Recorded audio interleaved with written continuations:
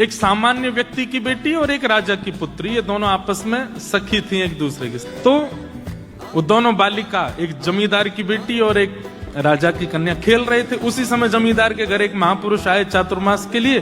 तो संत अपनी बढ़िया ठाकुर जी निकाले, उनका सिंहासन रखें, उस पर शालिग्राम भगवान को विराजमान करें, पंचामृत अभिषेक करें। अब ये दोनों कन्या द्वार पर खड़ी खड़ी देख रही थी और फिर इन दोनों ने एक दूसरे को देख के बोला, ये वाला खेल हम भी खेलेंगे, ये खेल बहुत अच्छा है। इत्र से भगवान को बिल्कुल चिकने कर दो, तुलसी तोड़ के लाओ चढ़ा दो, पुष्प तोड़ के लाओ चढ़ा दो, और उनके 2 तिलक ऐसे लगा दो, आरती कर दो, फिर भोग लगाओ, जैसे हम खाते हैं वैसे इनको खिलाओ। ये खेल बहुत अच्छा, हमको भी खेलना है। और वो दोनों बोली कि पहले सीख तो लें। तो रोज जाकर के बैठ जाती उन महापुरुष के पास और पूरी सेवा देखती कैसे करते हैं ये, और एक दूसरे से फिर बात करती, ऐसे करना है, फिर ऐसे करना। वो बोलती ऐसे नहीं, बीच में ये भी तो करना है। बोले हाँ हाँ ये भी करना है। 4 महीने उनके देखने में ही निकल गए। अब 4 महीने बाद महापुरुष का जाने का समय आया। जैसे ही जाने को तैयार हुए तो अपने ठाकुर जी समेटने लगे। सुबह सुबह दोनों लाली आई, आकर के जैसे देखा ठाकुर जी उठा के बक्सा में धरे जा रहे हैं। दोनों रोने लगी, बोले ये क्या हो रहा है? ये महाराज जी जा रहे हैं। इतना रोई फूट फूट करके उन महाराज जी के चरणों में छोटी छोटी लाली। वो बोली महाराज जी आप चले जाओ, पर अपने ठाकुर जी हमको दे जाओ। हमने पूरी सेवा सीख ली इनकी, हम पूरे 4 महीने हम यही तो करती थी कि आप कैसे करते हो। तो महाराज जी छोटी सी लाली है, 4-5 साल की दोनों की आयु, कैसे करेंगी सेवा? आप हमसे पूछ लो, एक एक बात हमको पता है। सुबह इतने बजे उठाना है, फिर उसके बाद ठाकुर जी को दूध का भोग लगाना है, दूध के भोग के बाद फिर उनको गर्म जल से स्नान कराना है, फिर पंचामृत से स्नान कराना है, फिर शुद्ध वस्त्र से पहुंच करके इत्र लगाना है, फिर तिलक लगाना है, फिर उसके बाद ठाकुर जी को तुलसी अर्पित करनी है, फिर पुष्प चढ़ाना है, फिर भोग बना करके पधराना है। सब आता हमको, आप अपने ठाकुर जी हमको दे जाओ। और कोई अपने ठाकुर जी कैसे दे सकता है? महाराज जी तो परेशान हो गए, बोले ये क्या होगा? तो वो महाराज जी बोले बड़ी विडंबना। तो वो जमींदार आ गया, बोले महाराज मेरी बेटी को ना दो चलेगा, फिर दूसरी राजा की बेटी है, अगर इसको नहीं दिया आपने और इसने जाके कहीं शिकायत अपने पिता से कर दी तो आप भी जानते हैं कि राजा की कहां तक पहुंचे। अगला चातुर्मास देख नहीं पाओगे आप। तो बोले हम तो गलत फंस गए। और बोली सुनिए, अगर आपने राजा की कन्या को दे दिया और मेरी कन्या को नहीं मिले तो फिर सुनिए, अगर आपने राजा की कन्या को दे दिया और मेरी कन्या को नहीं मिले तो फिर इन दोनों में वैसे कलेश चलेगा। तो राजा मेरी पुत्री और मुझको नगर से बाहर कर देंगे। बोले तुम जब तक यहां रहोगे कलेश करेगी तुम्हारी बेटी की, मुझे दो तो तुम भी बाहर जाओ और हम महाराज सब बिगड़ जाएगा।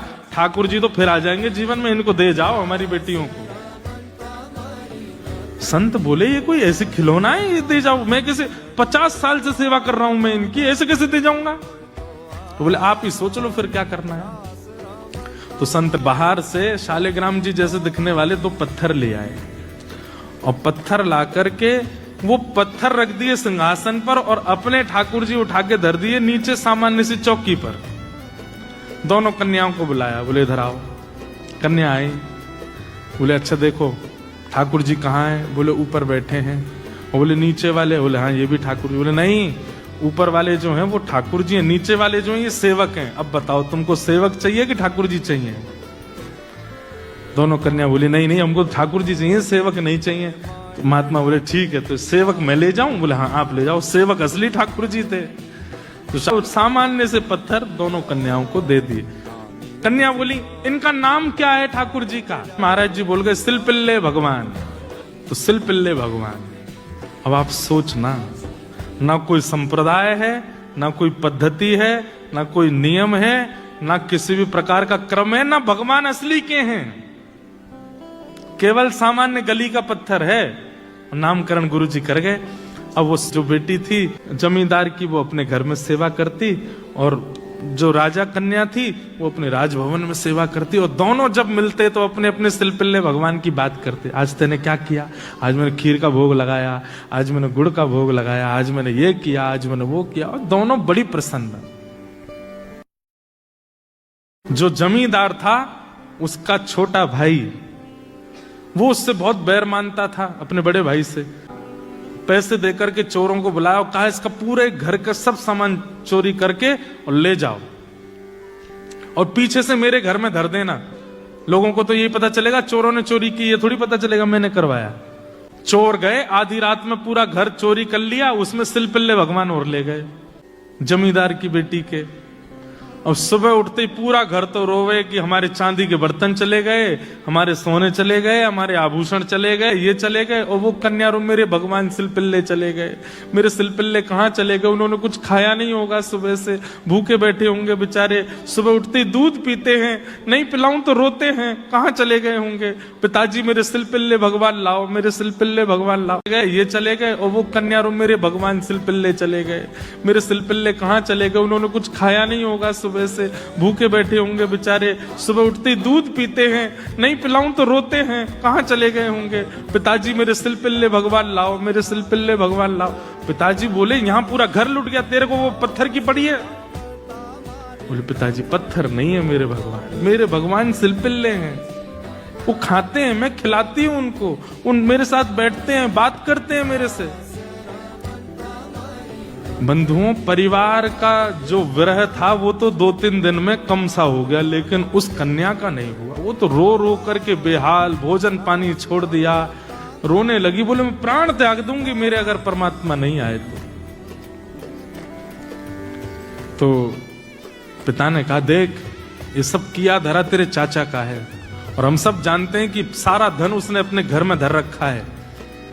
लेकिन क्या बताएं, समाज में उसकी छवि बढ़िया है, इसलिए कोई मानेगा नहीं। चोरों का इल्जाम लगा रहे हैं, चोर ले गए। लेकिन तू तो उसकी भतीजी है, तुझ पे तो थोड़ी दया आएगी उसको। तू चली जा, उसके घर जाके कहते चाचा जी कुछ दो चाय मत दो, मेरे भगवान दे दो। तो बेटी चली गई।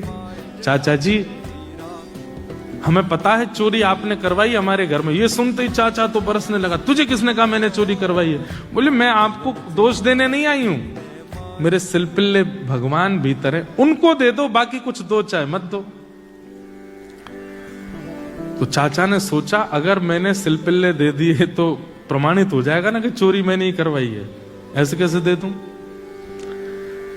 तो व्यंग में चाचा बोले तेरी भक्ति बहुत है, तू अपने घर से चल के यहां तक आई है, तो चल अपने सिलपिल्ले भगवान को बुला दे, अगर वो घर में हो तो खुद निकल के आ जाएंगे बाहर।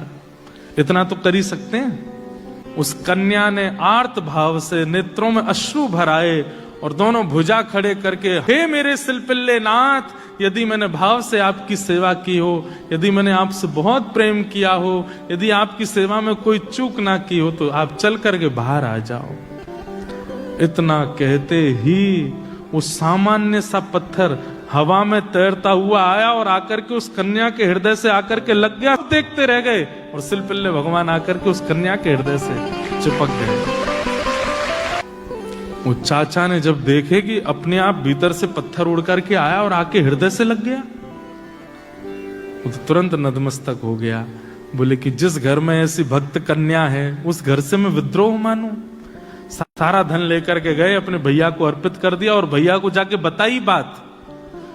तब परिवार के घर के लोगों ने ये माना। वो अब तक तो यही मानते थे कि पत्थर से खेलती है, तब उनको विश्वास हुआ। तब तक तो यही मानते थे कि पत्थर से खेलती है, तब उनको विश्वास हुआ कि नहीं, ये तो साक्षात परमात्मा है। अब राजकन्या जो थी उसके सिलपिल्ले भगवान, उनके साथ कैसी घटना घटी? कन्या का विवाह हुआ, जिस पुरुष के साथ में विवाह हुआ वो किसी भी रूप से भक्त नहीं था, ना वो भक्त था ना उसका परिवार भक्त था। कन्या ने विवाह के लिए मना तो किया, पिता नहीं माने, विवाह कर दिया। अब वो तो बस अपने सिलपिल्ले भगवान को हृदय से लगा के रहे। बोले कि मुझे पता है ये मेरा पति और ये परिवार पूरा जो है ये बिल्कुल भी भक्ति भाव इनके चित्त में नहीं है, पर नाथ बस आप मेरे साथ रहोगे तो मैं पूरा जीवन निकाल लूंगी। अब जिससे उसका ब्याह हुआ था वो तो काम क्रोध लोभ मोह सब था उसके अंदर, वो तो इसी कारण से विवाह कर रहा था, भोग वृत्ति थी उसकी। लेकिन कन्या के चित्त में ये भाव था कि भाई ये वैष्णव नहीं है, इसको तो मैं स्पर्श भी नहीं करने दूं अपना। रात्रि में चर्चा कर रहा था पत्नी से, बातें करने लगा, बातें करते करते और उसने कहा ये क्या है तुम्हारे हाथ में? बोले ये मेरे भगवान है, सिलपिल्ले भगवान। सिलपिल्ले नाम सुनते ही इतना हंसा। क्या? बोले कौन है सिलपिल्ले भगवान? बोले आप हंसिए मत, ये मेरे ठाकुर जी हैं, मैं बचपन से इनकी सेवा करती हूँ। अच्छा ठीक है, रखो इनको अपने पास। लेकिन वो उनको दूर करना चाह रहा था, बार बार लेकर के हटाना चाह रहा था। और वो राजकन्या कस के पकड़े, बोले नहीं आप इनको मुझसे दूर मत करो, ये मेरे प्राण है, ये अगर दूर हुए तो मैं प्राण त्याग दूंगी। 1 दिन 2 दिन 4-5 दिन बीत गए, लेकिन वो ऐसे ही रहे, सिलपिल्ले भगवान को हृदय से लगा के रहे। उसका यही था कि मैं पूरा जीवन इनके साथ नहीं रह सकती, पर आप रहोगे तो मैं रह लूंगी। एक दिन उस राजकुमार को क्रोध आया और उसने जब हठ पूर्वक हाथ हटाए और वो सिलपिल्ले भगवान को खींच करके और बाहर एक सरोवर था, सरोवर में फेंक दिया। जैसे ही सरोवर में फेंका, वो राजकन्या वहीं मूर्छित होकर गिर पड़ी। पूरा परिवार इकट्ठा हो गया, सब लोग सोचने लगे, बोले अरे ये क्या हो गया, इसके कहीं प्राण ना निकल जाएं, पूरे गांव में हमारी निंदा होगी, इसके पिताजी बहुत बड़े राजा हैं, हमको कारागृह में डाल देंगे। क्या किया तूने? बोले कुछ नहीं, पत्थर लगाए, बैठी रहती थी, मैंने फेंक दिया तो नाटक कर रही है मूर्छा की। खूब प्रयास किया लेकिन होश में नहीं आई। जैसे तैसे होश में आई, उठते ही मेरे सिलपिल्ले कहाँ हैं, मेरे सिलपिल्ले कहाँ हैं? गोताखोरों ने जाकर के पूरा सरोवर ढूंढ लिया, लेकिन ठाकुर जी नहीं मिले। अंत तो गत्वा वही सरोवर के किनारे हट गई और रुदन करते हुए बोली, हे मेरे सिलपिल्ले नाथ, यदि मैंने वास्तव में बाल्यकाल से आपको अपना प्रियतम मान करके भेजा हो, आपकी निष्ठा से सेवा की हो, तो आप कृपा करके मेरे पास आ जाना। और यदि आप मेरे पास नहीं आए तो मैं एक क्षण और चिंतन नहीं करूंगी, तुरंत अपने प्राणों का परित्याग कर दूंगी। उसका पूरा परिवार खड़े होकर के देख रहा था। जैसे ही उसने कहा कि हे नाथ, यदि आप नहीं आए तो मैं प्राण त्याग दूंगी, ये बात कहते ही हाँ नाथ, हाँ नाथ, हाँ नाथ करुण क्रंदन करने लगी। तुरंत सरोवर में से अपने आप सिलपिल्ले भगवान निकल करके आए और उसकी छाती से आकर के लग गए। और ये दृश्य देख करके परिवार पूरा जो था वो तो नतमस्तक हो गया। सब देखते रह गए। भाव के वश में है भगवान।